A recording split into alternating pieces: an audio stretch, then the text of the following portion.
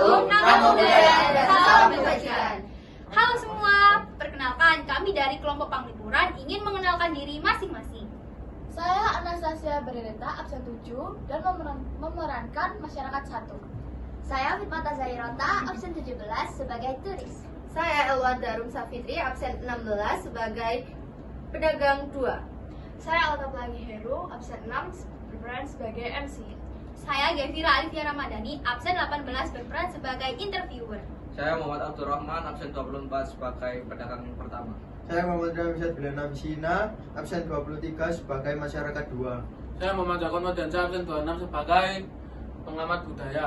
Saya Davina Fasa Yuwono, absen 15 sebagai editor 1. Saya Kata Kristan Maulana, absen 3 sebagai editor 2. Saya Mas Bair sebagai pengamat agama.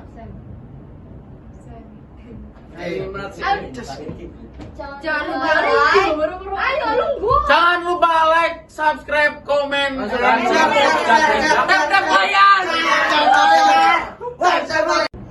Assalamualaikum warahmatullahi wabarakatuh. Shalom, Om Swastiastu, Namo Buddhaya dan salam kebajikan. Halo guys, welcome to our podcast WDYT. What do you think about Bali? Dengan saya di sini Alta Pelangi Heru sebagai MC dan partner saya Gevira Alifia Ramadhani sebagai interviewer. yang akan menemani kalian semua selama beberapa menit ke depan. Nah, gimana kabarnya nih Kev? Respon dari Bali? Pastinya baik dong. Nah, hari ini kita senang banget ya karena bisa kumpul dan ngobrol-ngobrol bareng untuk membahas seputar tentang Pulau Bali. BTW kan ini habis pulang dari Bali ya. Kira-kira ada cerita nggak sih selama di Pulau Bali ini yang mau di-share ke teman-teman? Ada dong, aku ada cerita sekilas tentang Pulau Bali. Bali itu bukan sekedar tempat doang, tapi sebuah pengalaman. Kalau dengar kata Bali, yang terlintas di kepalaku tuh tentang pulau, gunung, pura, atau mungkin makanan khasnya kayak babi guling, ayam betutu, dan nasi jingo. Yang jelas, Bali itu punya segalanya loh. Mulai dari pantainya eksotis kayak Pantai Kute, Pandawa, Melasti, dan Tanjung Benoa, sampai suasana spiritualnya yang kental di pura-pura cantik seperti di Tanah Lot. Wah, seru dan keren banget ya ternyata. Emang Bali ini tuh merupakan salah satu destinasi wisata yang indah dan keren banget ya. Nah, dari tadi kita ngomongin tentang Bali nih. Kira-kira kalian pada tahu nggak sih Bali ini tuh terletak di pulau mana? Bali itu terletak di Indonesia teman-teman, tempatnya di antara Pulau Jawa dan Pulau Lombok. Kalau dilihat dari peta, dia ada di tengah-tengah Nusantara. Jadi kayak permata yang dikelilingi laut biru. Posisinya strategis banget, makanya nggak heran jadi salah satu destinasi wisata favorit yang ada di Indonesia. Nah, setelah ngomongin tentang letak strategisnya nih, menurut kalian kira-kira mayoritas agama penduduk di Bali itu apa sih? Karena kan yang kita tahu Bali ini merupakan salah satu tempat yang kental banget kan ya sama keagamaannya. Jadi gini, mayoritas penduduk di Bali itu menganut agama Hindu, tepatnya Hindu Bali. Tapi jangan bayangin ya kayak Hindu di India, karena Hindu Bali itu udah ngeblend banget sama tradisi lokal. Misalnya ada upacara-upacara kayak ngaben, upacara kremasi, galungan, dan kuningan. Yang itu tuh udah jadi bagian dari keseharian mereka. Hampir setiap hari kita bisa lihat orang sembahyang, pasang sesajen di pura kecil di rumah, bahkan di pinggir jalan. Jadi hidup mereka tuh penuh sama spiritualisme. Tapi santai juga. Tapi ya meskipun mayoritas Hindu, Bali itu toleransinya top banget loh. Kayak misalnya ada masjid buat umat Muslim, gereja buat umat Kristen, dan kuil Buddha juga ada. Pokoknya kayak miniatur harmoni di tengah keberagaman. Keren banget ya ternyata keagamaan yang ada di Bali.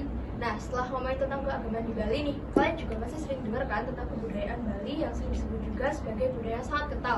Kira-kira kenapa ya bisa disebut dengan budaya yang sangat kental? Jadi budaya di Bali ini disebut sebagai budaya yang sangat kental karena nilai-nilai tradisional kebudayaan yang mendalam itu masih tetap terjaga. Meskipun Bali ini telah menjadi salah satu destinasi wisata paling populer yang ada di dunia. Wah, udah banyak juga nih penjelasan mengenai mayoritas keagamaan dan kebudayaan yang ada di Pulau Bali. Tapi kayaknya kita butuh informasi atau penjelasan yang lebih jelas dan lengkap lagi nggak sih dari para penduduknya? Nah, Gem, kita udah kedatangan banyak informan nih yang akan kita tanya-tanya dan membantu kita juga buat memahami budaya-budaya dan tata cara keagamaannya. Sebelum kita masuk ke topik, enaknya kita perkenalan terlebih dahulu gak sih? Kita mulai dari sebelah kanan dulu boleh? Hai, Aku Deta sebagai masyarakat 1. I'm Fiza Esteris.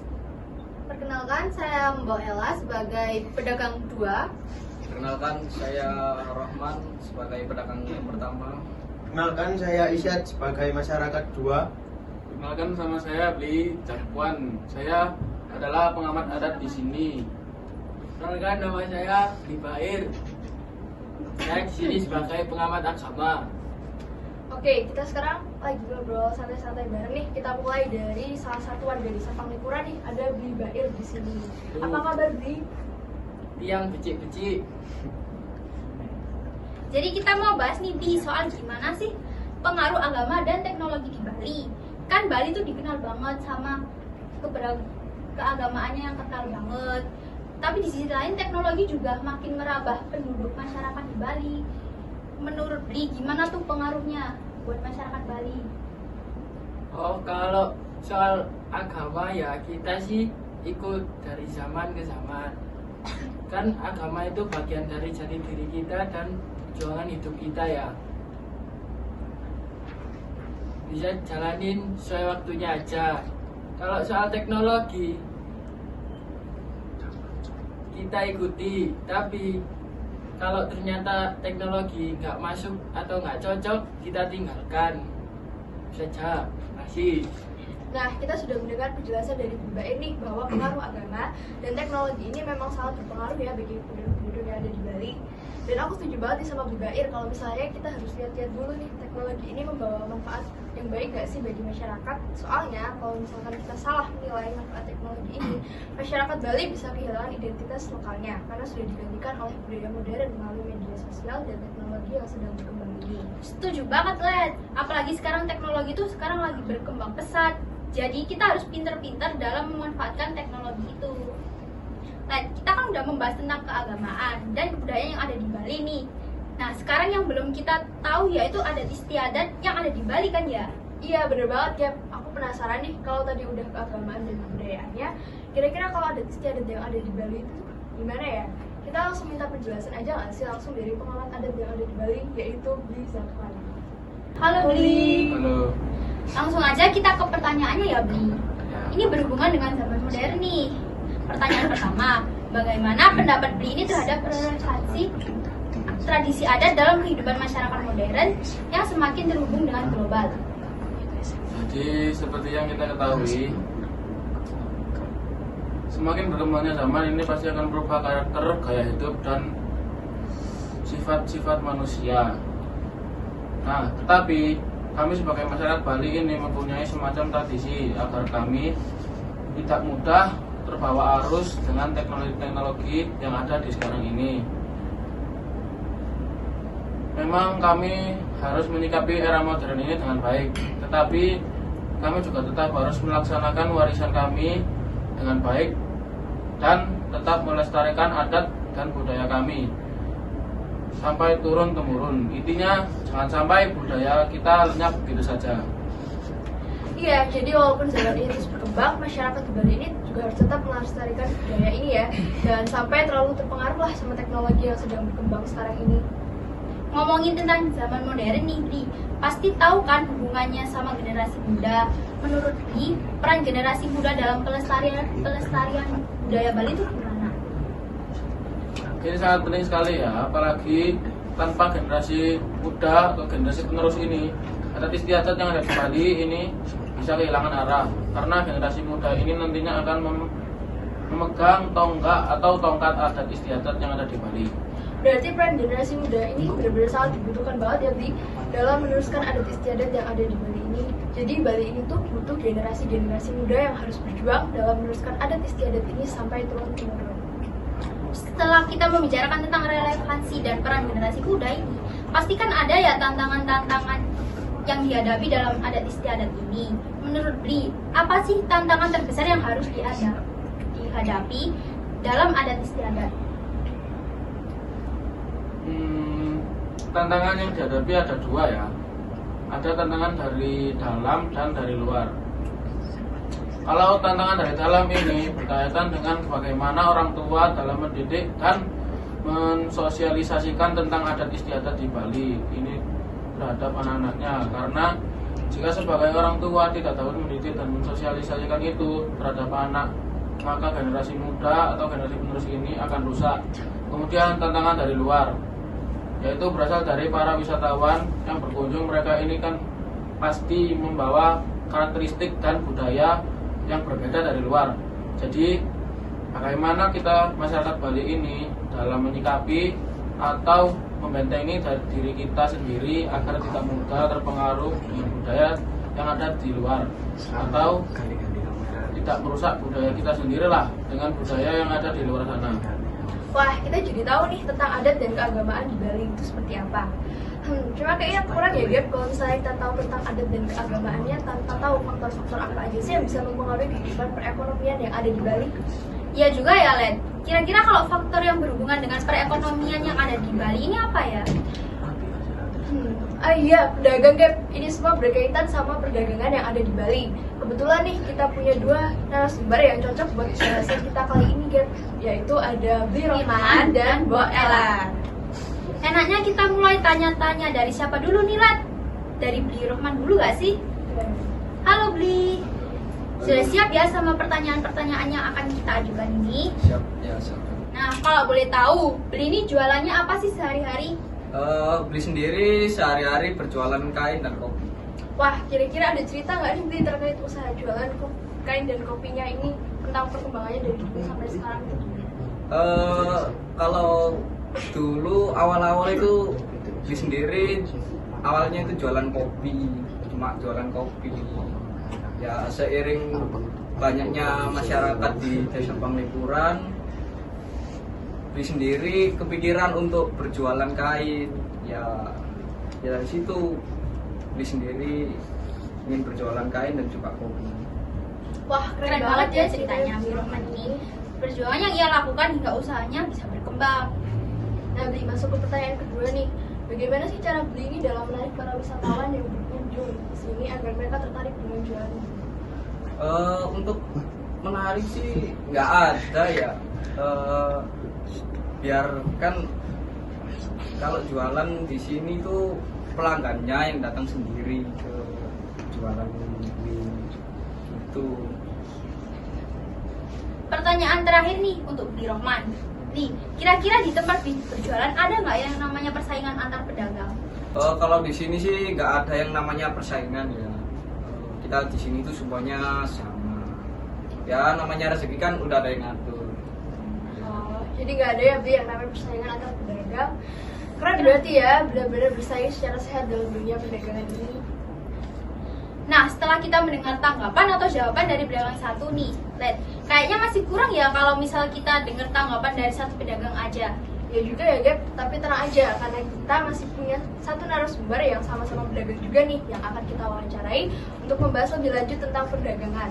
Langsung aja kita sambut ini dia narasumber kedua, yaitu Mbok Ella. Halo Mbak Ella, gimana nih kabarnya? Halo, yang kecil-kecil. Langsung aja ya kita masuk ke pertanyaannya Mbak Ella. Mbak, sebagai pedagang nih, pasti kan ada beberapa faktor yang mempengaruhi penjualan Mbak ini. Kira-kira kalau dalam sektor pariwisata, sejauh mana sih sektor pariwisata ini mempengaruhi penjualan dan pendapatan usaha Mbak? Pengaruh sektor pariwisatawan ini sangat berpengaruh besar terhadap usaha yang Mbok jalanin. Dengan meningkatnya wisatawan yang berkunjung, semakin banyak orang yang berkunjung ke Panglipuran, akan semakin banyak juga orang yang membeli dagangan Mbok. Ini juga berpengaruh terhadap penghasilan Mbok. Wah, berarti dengan adanya sektor pariwisata ini sangat membantu meningkatkan penjualan Mbok ya. Iya. Nah, dengan banyak pengunjung yang datang nih Mbok, apa sih strategi yang paling efektif yang Mbok lakukan untuk menarik para pelanggan? Strategi yang Mbok lakukan itu mungkin dengan cara menjaga kebersihan yang ada dalam dagangan-dagangan, terus habis itu menjaga pelestarian barang dagangan, contohnya kayak bangunan-bangunannya itu dijaga. Wow, keren banget ya ternyata Gap cara efektif yang dilakukan Mbok Ella ini. Ia menjadikan para pengunjung ini jadi tertarik untuk beli dagangan mereka dan juga melihat pelestarian budaya lewat rumah-rumah tradisional yang ada. Nah, pertanyaan terakhir nih, Mbok. Dalam dunia perdagangan ini, apakah ada sih persaingan antar pedagang? Di sini nggak ada, soalnya kita di sini sama-sama usaha dan juga sama-sama membutuhkan uang untuk kehidupan sehari-hari. Oh, jadi nggak ada ya persaingan sama sekali. Nah, Gap, setelah kita mendengar tanggapan dari para pedagang ini, kayaknya masih kurang ya kalau misalkan kita dengar dari para pedagangnya aja tanpa kita tahu tanggapan dari masyarakat yang ada di Bali ini. Boleh, kita langsung aja sambut masyarakat pertama kita, Mbok Dita. Langsung aja ya Mbok ke pertanyaan pertama. Menurut Mbok, bagaimana sih kondisi sosial yang ada di Bali? Nah, menurut saya masyarakat Bali itu memiliki kondisi adat yang kuat seperti Trihita Karana, dan tentunya masyarakat Bali itu memiliki toleransi yang sangat tinggi. Oke, pertanyaan selanjutnya nih. Bagaimana tanggapan Mbok terhadap para turis yang ada di Bali? Kalau kedatangan turis di Bali ini pasti ada dampak negatif dan positifnya. Nah, positifnya itu bisa meningkatkan ekonomi yang ada di Bali ini, dan negatifnya pasti akan menyebabkan kerusakan lingkungan. Oke, itu ya jadi.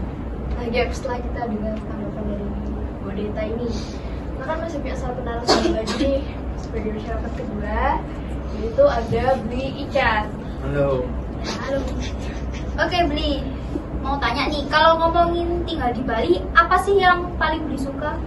Yang paling saya suka itu adat istiadatnya. Bali itu adatnya masih kuat banget. Terus perkembangan di Bali juga unik. Tradisi masih jalan terus, tapi perkembangan modernnya juga nggak ketinggalan. Jadi kayak ada keseimbangan gitu. Nah, kalau kehidupan sehari-hari di Bali itu menurut dia itu gimana? Di Bali kehidupan setiap hari pasti ada kegiatan yang menarik seperti sembahyang, terus upacara dan hal-hal lainnya. Dan serunya setiap kegiatan tuh pasti ada maknanya. Nggak ada yang asal-asalan, semuanya tuh pasti ada makna di kehidupan kita. Oh, jadi emang nggak cuma rutinitas ya, tapi semuanya tuh ada nilai-nilainya juga. Kalau ngomongin masa depan nih, Bli punya harapan apa sih buat Bali? Harapan saya yaitu semoga Bali makin dikenal luas di berbagai wisatawan mancanegara. Bukan cuma karena keindahannya, tapi juga tradisinya yang unik. Pokoknya Bali tetap jadi tempat yang bikin orang pengen balik lagi.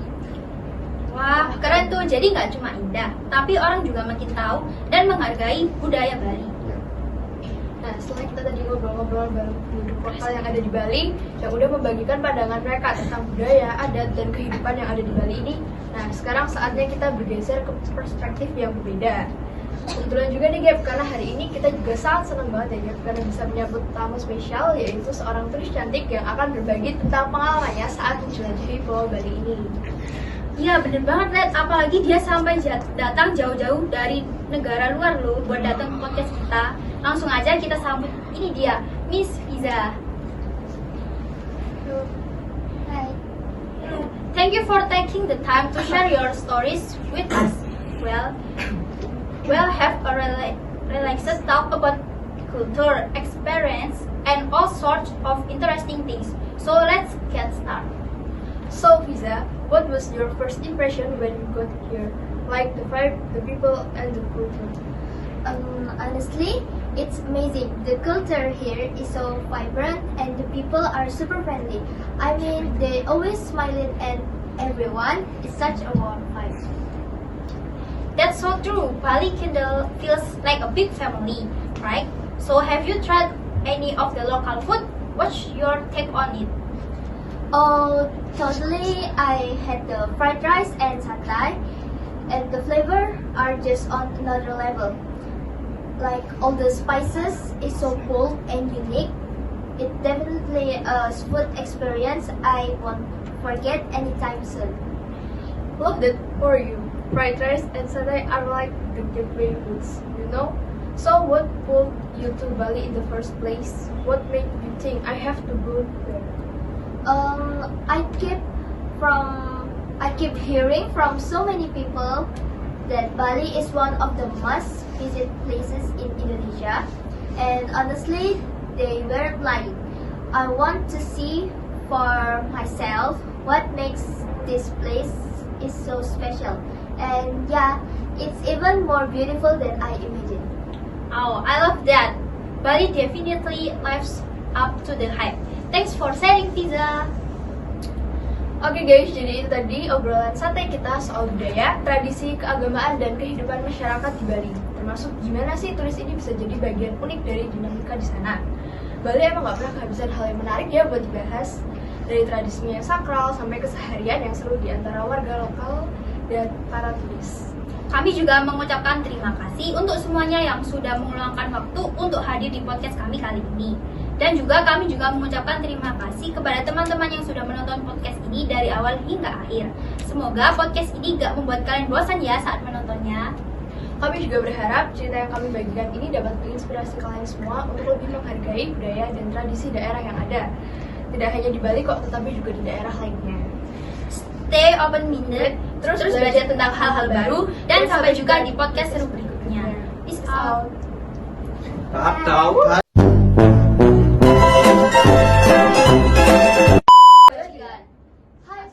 Iya, hai semua langsung nih ya. Ayo. Ci, Ra. Tunggu ya, Ci. Ra. Lo, Kelompok Salam peran. berapa gendeng? Berperan apa sebagai? Aku tak pernah berperan sebagai iya. Tuh. Turis.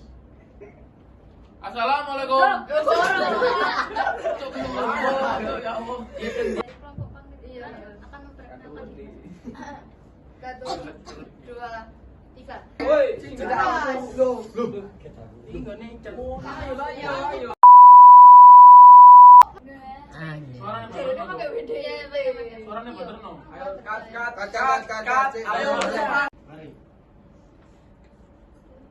Assalamualaikum. Tutup.